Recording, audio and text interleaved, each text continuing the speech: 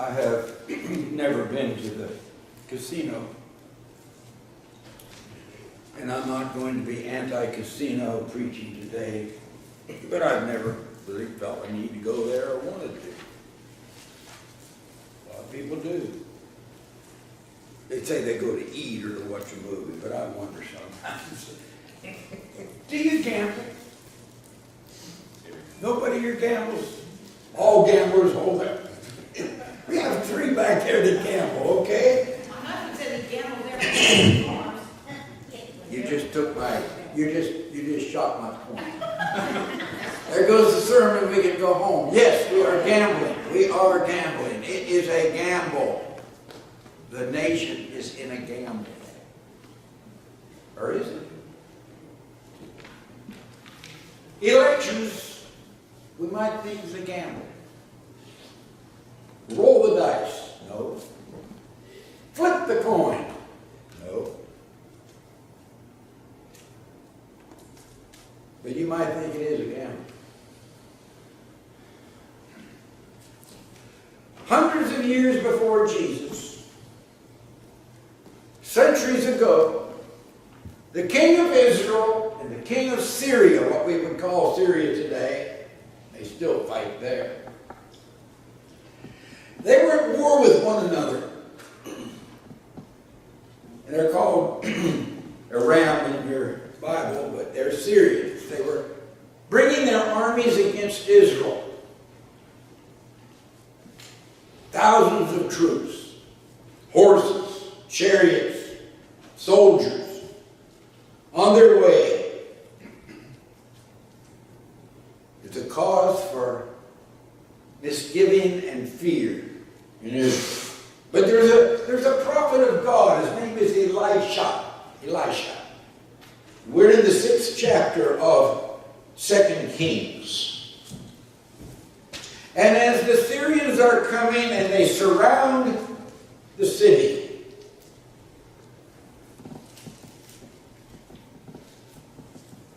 Elisha and his servant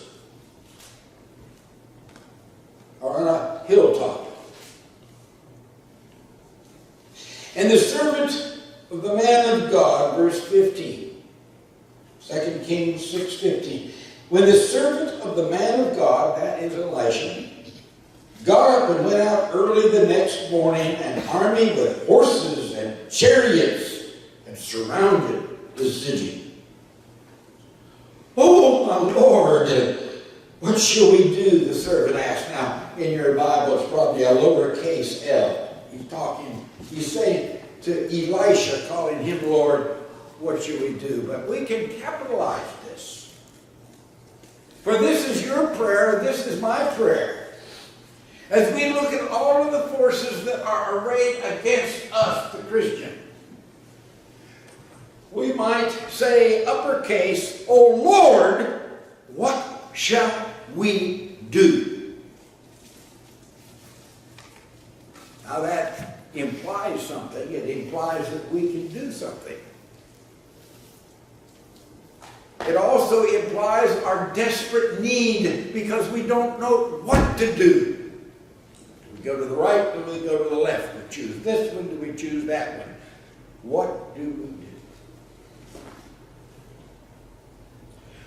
So the servant has seen all these horses and chariots of the Syrians come against him. And he says, "What shall we do?" "Don't be afraid," the prophet answered. "Those who are with us are more than those who are with them." What the servant of Elisha saw was pessimism all around him. Dark, dire need of some help. What Elisha, the man of God, saw was different, and he encourages his servant. He says, "Don't be afraid." As you go into this week, and we're in it now, first day of the week, as we go into the days of this week, might think the forces arrayed against us are terrible, but I tell you from God's holy word, there are those more for us than for them. I believe it. I believe God is still on his throne. I believe he has not abdicated. I believe that he is in charge. He's King of kings and Lord of lords. And the man Elisha says, I know that you are fearful. I know that you see it's all a losing cause. But don't be afraid.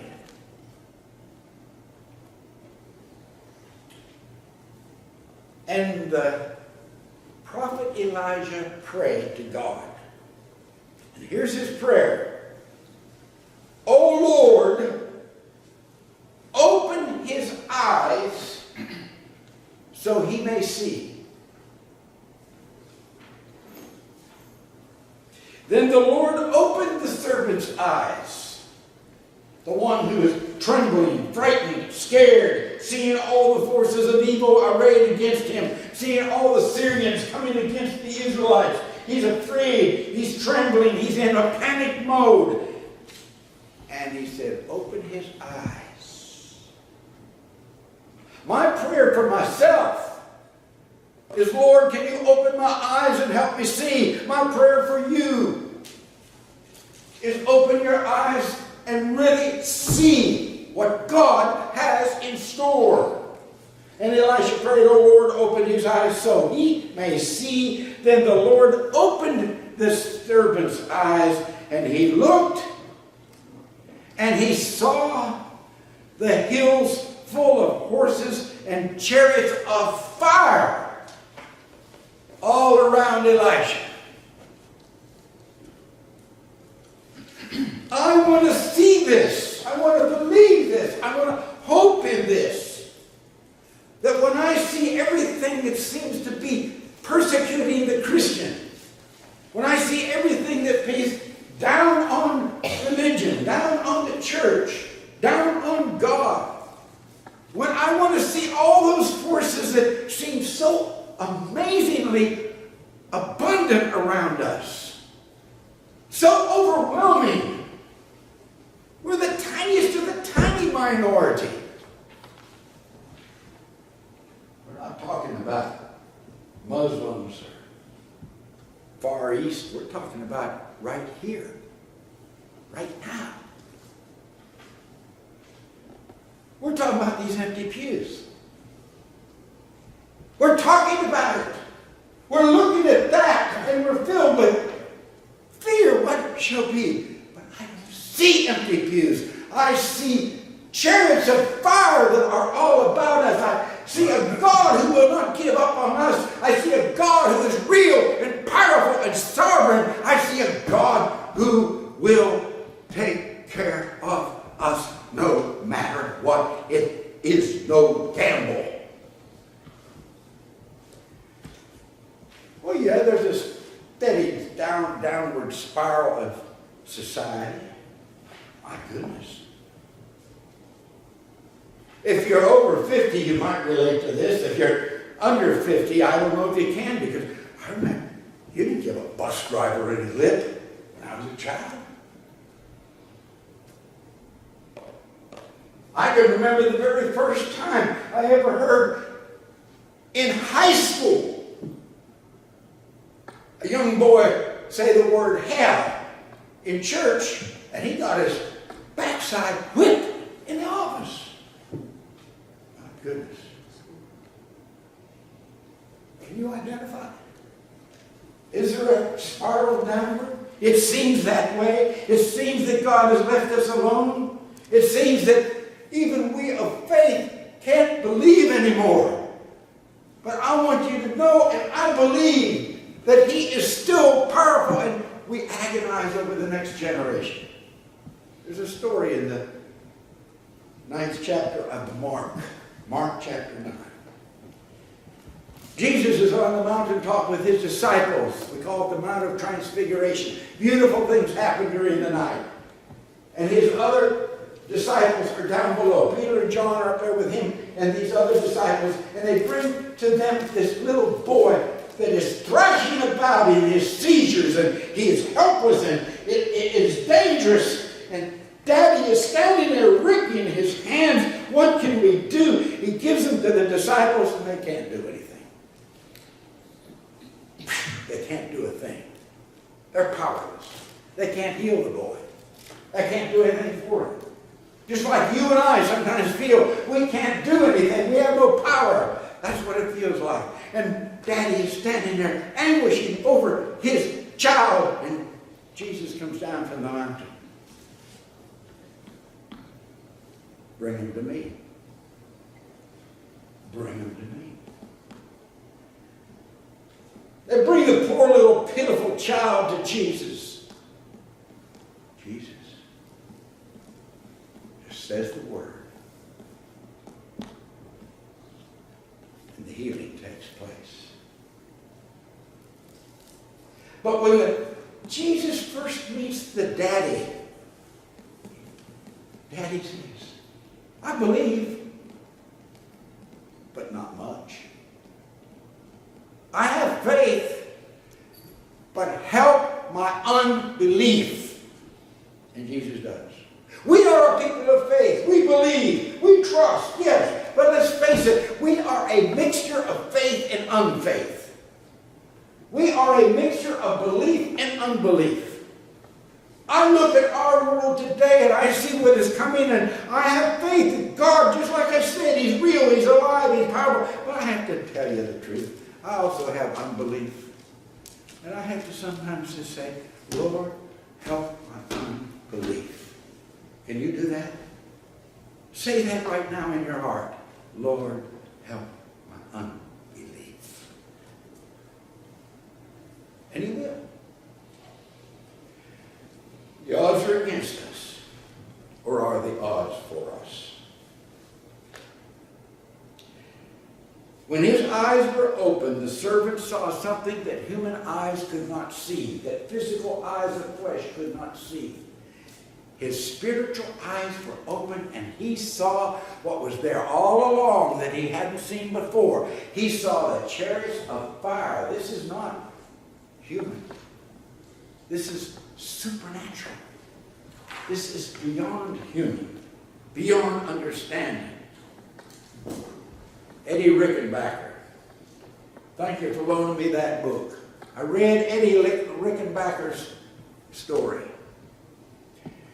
He was shot down over the Pacific Ocean in World War II, and he's the one that became the great, great ace, and he founded Eastern Airlines, and he was a tremendous person. But he's in a raft, and he was in that raft longer than anyone else had ever been on the Pacific Ocean in the war of World War II. It looked like the end. They're dying. Some of them had died that were in the raft. But he's still in that raft with a couple other fellas. Scorching hot. His whole scalp just one great big blister from the heat of the sun. Sharks surrounding the ark, the raft. And they're about to die. And he feels something on his tender scalp. A seagull had just come and flew and lit on Eddie Rickenbacker's head. And he reaches up. Now this raft is bobbing in the ocean, but he reaches up.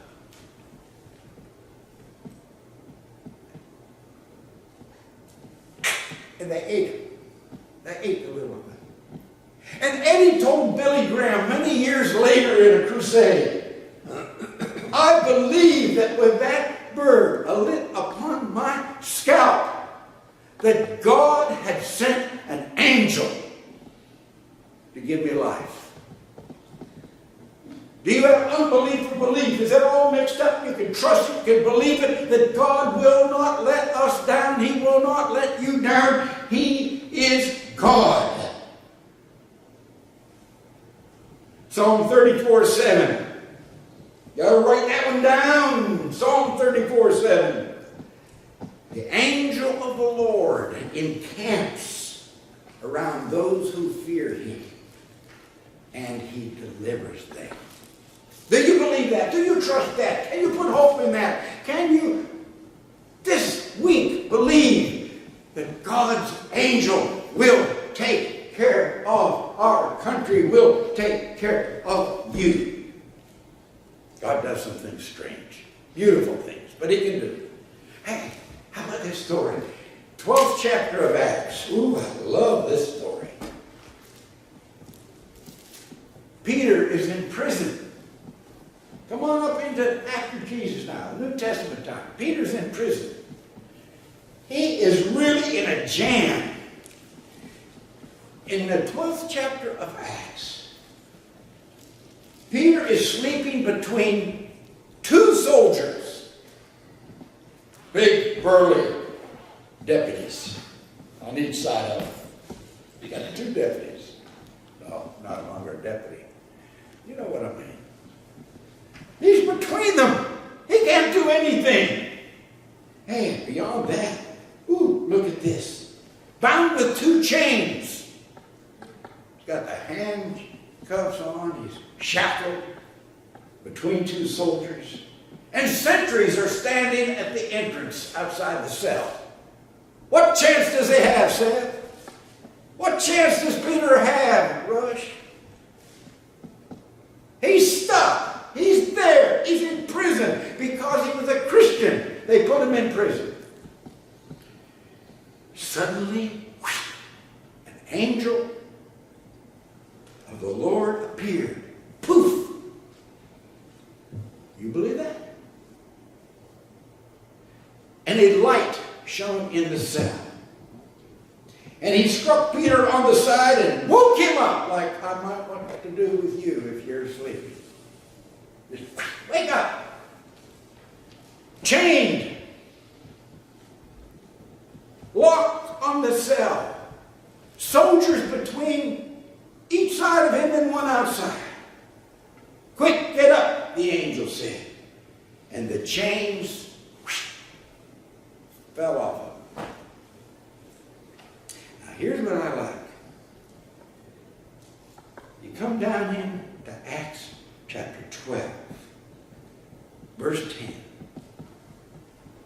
We'll give you a Greek lesson here. You ready? They passed by the first and second guards.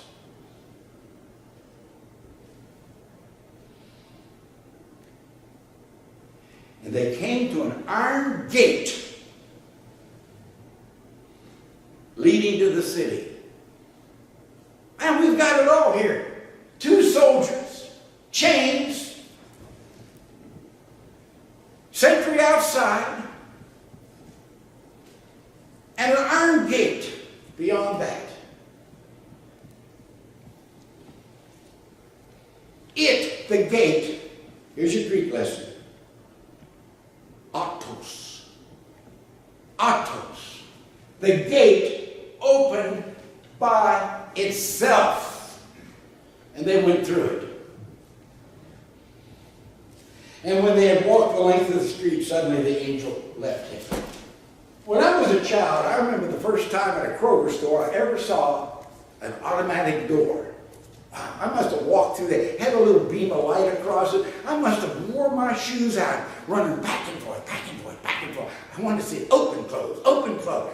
Man, they were ready to get rid of me. The manager at Kroger had a fit. I just had a ball with that automatic door. That's the Greek word that is here. The gate was an automatic, autos, an automatic door. It opened by itself. You feel locked in. You feel things are bad. You're concerned about this nation and this country and this week. You feel like your hands are tied, your feet are tied. You feel like the evil forces are around holding you in. You can't do anything. I want you to know God is still alive and real and sovereign and powerful and loving. He's all of that. But it's going to take prayer. How are you going to have prayer